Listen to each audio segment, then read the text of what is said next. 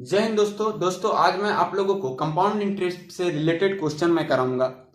दोस्तों अगर आपको हमारा वीडियो पसंद आता हो तो like and share and subscribe जरूर किया करें दोस्तों।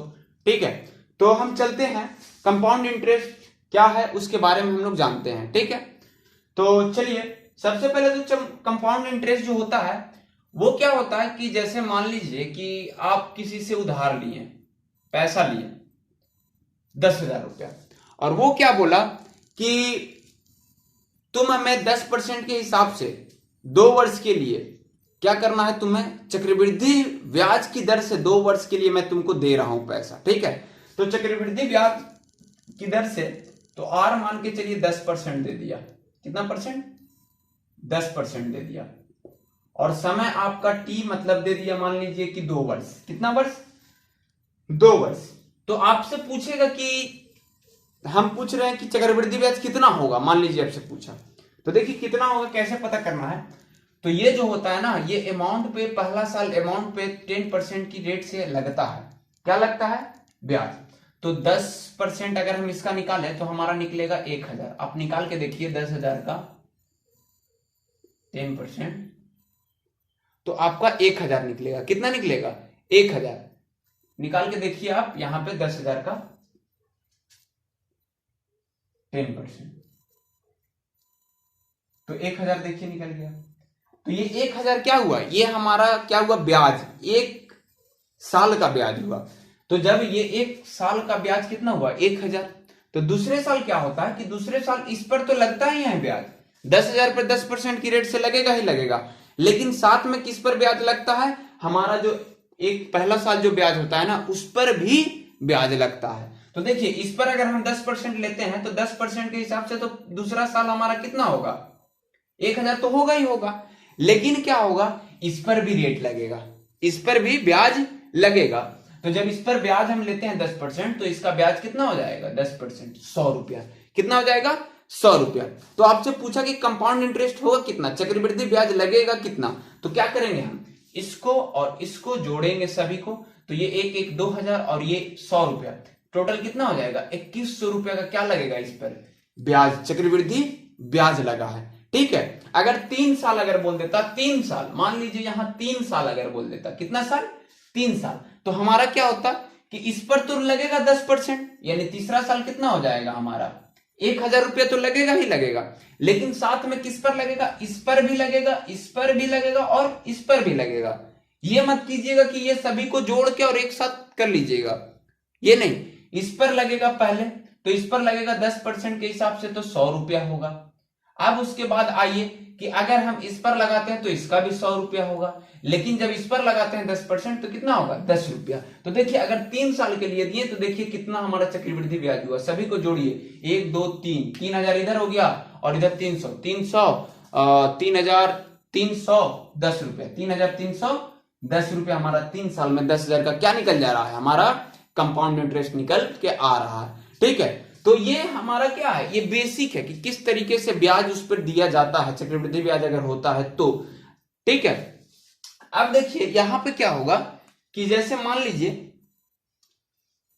कि फॉर्मूला जानना है पहले हम लोगों को कि फॉर्मूला क्या होता है इसका, उसके बाद मैं और भी तरीका मैं बताऊंगा। तो एक फॉर्मूला बेस पे मैं बताऊंगा कि कैसे सॉल्व किया जाता है, दूसरा मैं ये बेस पे बताऊंगा, और तीसरा मैं बताऊंगा R plus R into R बटा में 100। इस तरीके से शायद आप लोगों को दिख नहीं रहा होगा, रुक जाइए नीचे थोड़ा लिखता हूं। देखिए यहां पे एक मैं बताऊंगा फॉर्मूला पे, दूसरा मैं बताऊंगा इस पे, और तीसरा जितना साल रहेगा उतना मैं क्या करूंगा? इसका भाग कर दूंगा। फिर उसके बाद R plus R into R बट्टा में 100। ये मैं 3 तरीका मैं बताऊंगा अभी फिलहाल के लिए अभी। ठीक है, और ये 3 तरीका से कैसे सॉल्व किया जाता है क्वेश्चंस को, उसको मैं बताऊंगा। ठीक है, तो चलिए हम लोग चलते हैं। सबसे पहले तो मैं फॉर्मूला बताता हूं, ठीक है, कि फॉर्मूला क्या होता है, उसके बाद मैं आगे का तरीका और क्वेश्चन सॉल्व कराऊंगा। तो फॉर्मूला क्या होता है? अगर आपसे पूछ दे अमाउंट, अमाउंट यानी मिश्र धन, P इंटू 1 प्लस R बट्टा में क्या हो जाएगा 100, और यहां पे T होता है, T यानी कि समय, R यानी रेट यानी दर, और उसके बाद P यानी प्रिंसिपल यानी कि मूलधन, और A यानी अमाउंट, अमाउंट यानी मिश्र धन। तो देखिए उसके बाद CI में क्या होगा P इंटू 1 प्लस R बट्टा में 100 और -1 होगा, -1 होगा। अब देखिए ये -1 हो गया, ये हमारा क्या हुआ CI निकालने का फॉर्मूला और ये अमाउंट निकालने का फॉर्मूला। ठीक है, अगर आप लोगों को पूछ देगा, क्या पूछेगा कि रेट क्या होगा, तो आपको कंपाउंड इंटरेस्ट दिया रहेगा, प्रिंसिपल दिया रहेगा, टाइम दिया, यहाँ टाइम होगा, ये टाइम दिया रहेगा, रेट नहीं दिया रहेगा। तो आप क्या कीजिएगा कि इसको सॉल्यूशन कीजिएगा, सॉल्यूशन करने के बाद क्या होगा आपका रेट निकल के आ जाएगा। वो सभी चीजें मैं बताऊंगा, लेकिन अभी क्या है बेसिक चीज जो है मतलब इंपॉर्टेंट चीज है, उसको मैं फॉर्मूला वगैरह जो बता रहा हूं उसको अभी ध्यान दीजिए। मैं जब क्वेश्चन कराऊंगा तो हर तरह का क्वेश्चन, हर टाइप का क्वेश्चन मैं कराऊंगा। ठीक है, तो चलिए अब हम चलते हैं, ये तो हमारा हो गया फॉर्मूला। अब ये फॉर्मूला पे एक क्वेश्चन हम लोग सॉल्व करते हैं कि क्वेश्चन कैसे सॉल्व होता है। ठीक है, फॉर्मूला पे कैसे होता है, और एक ऐसे ट्रिक है उस पे कैसे होता है, फिर प्लस आर इंटू आर बटा में 100 उस पे कैसे सॉल्व होता है, वो सभी चीजें मैं बताने वाला हूं। ठीक है, तो चलिए सबसे पहले मैं फॉर्मूला को मिटाता हूं, और फॉर्मूला आप लोग नोट कर लीजिएगा। देखिए जैसे मान लीजिए कि अभी मैं थोड़ा देर पहले आप लोगों को कितना बता के गया 3 ईयर का लगभग 3310 रुपया, और क्या बताया मैंने आप लोगों को 2 साल पर अगर था तो ब्याज कितना बताया, कंपाउंड इंटरेस्ट 2100 रुपया बता गया। ये 3 साल का कंपाउंड इंटरेस्ट था, ब्याज था, चक्रवृद्धि ब्याज, और ये 2 साल का था। तो अभी मैं इसका क्वेश्चन सॉल्व करता हूं फॉर्मूला पे। देखिए फॉर्मूला पे कैसे सॉल्व होता है। देखिए जैसे कि अगर मान के चलिए P बराबर दे दिया हम लोगों को 10,000 रुपया, R बराबर आपको दे दिया 10%, ठीक है, और T बराबर आपको दे दिया 2 ईयर। पहले मैं 2 ईयर का करवाता हूं। ठीक है, अगर 2 ईयर दे दिया तो देखिए 10% के हिसाब से तो आपको फॉर्मूला क्या है, CI का फॉर्मूला मैंने लिखाया है P इंटू 1 प्लस R बट्टा में 100, और यहाँ T -1। तो देखिए आप P का वैल्यू 1000 पहले 10,000 पहले बैठा लीजिए, उसके बाद 1 प्लस R कितना है 10% बट्टा में 100। टाइम कितना दिया है 2 वर्ष के लिए 2 कर दिए, -1 है।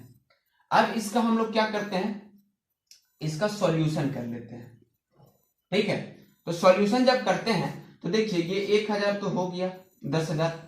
अब इसका जब सॉल्यूशन हम करेंगे तो ये देखिए ये क्या होगा कि ये एलसीएम लेंगे तो यहाँ क्या हो जाएगा 100, और ये गुना होकर कितना बनेगा 100 प्लस 1 10, और ये क्या हो जाएगा स्क्वायर, इस पे रहेगा ही रहेगा, -1 रहेगा। अब इसको देखिए इस तरीके से करना है,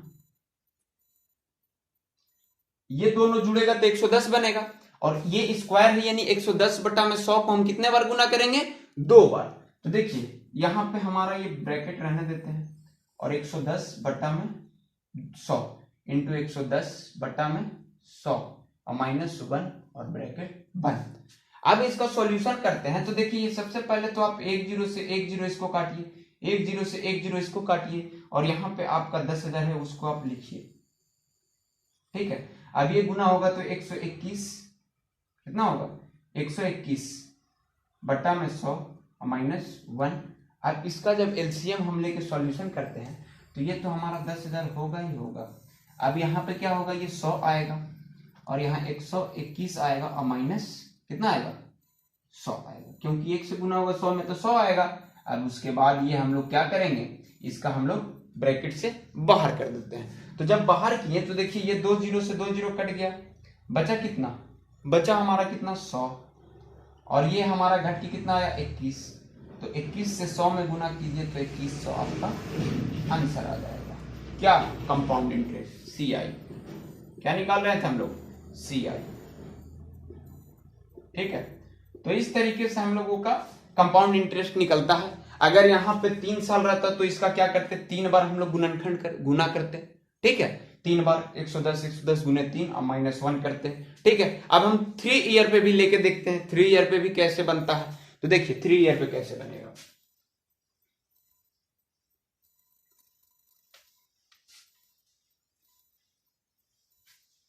देखिए 3 ईयर अगर यहाँ पे रहता तो ये कैसे सॉल्व होता, तो हमारा सी आई का फॉर्मूला जो है वही हम लोग बैठा लेते हैं, तो P इंटू 1 प्लस R बट्टा 100 और ये T माइनस 1 हो गया। अब हम लोग वैल्यू पुट करते हैं, तो वैल्यू पुट करेंगे तो हमारा P कितना हो गया 10,000, 1 प्लस R कितना है 10% और T कितना है 3 ईयर माइनस 1। अब इसका हम लोग सॉल्यूशन कर लेते हैं, ठीक है। तो देखिए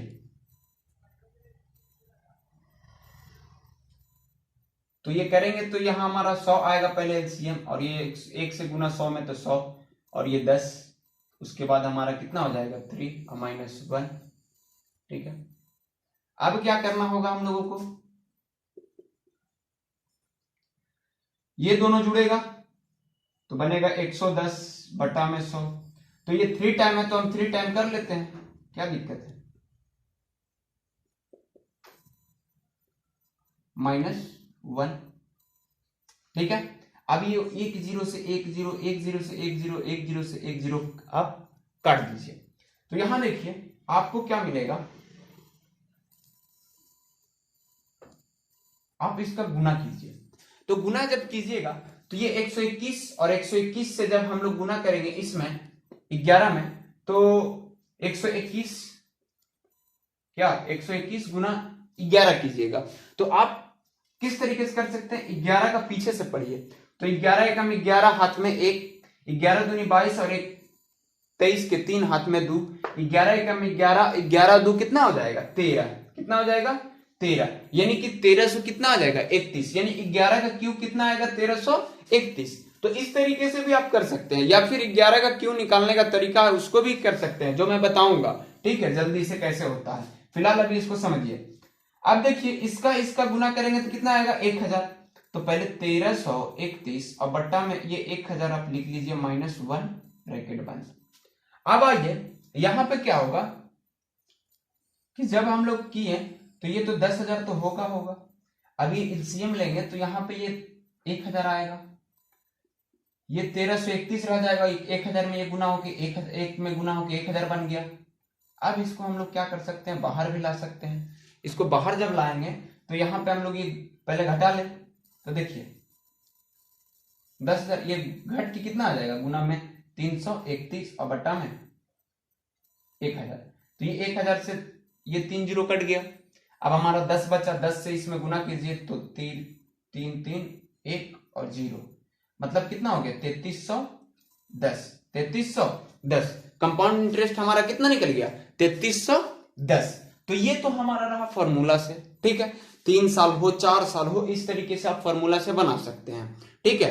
अब हम चलते हैं जो मैंने ये मेथड बताया है उस पे कि कैसे उसका सॉल्यूशन करते हैं, तो ये नेक्स्ट वीडियो में बताते हैं, ठीक है। इसमें ज्यादा लंबा हो जाएगा वीडियो, इसलिए नेक्स्ट वीडियो में चलते हैं।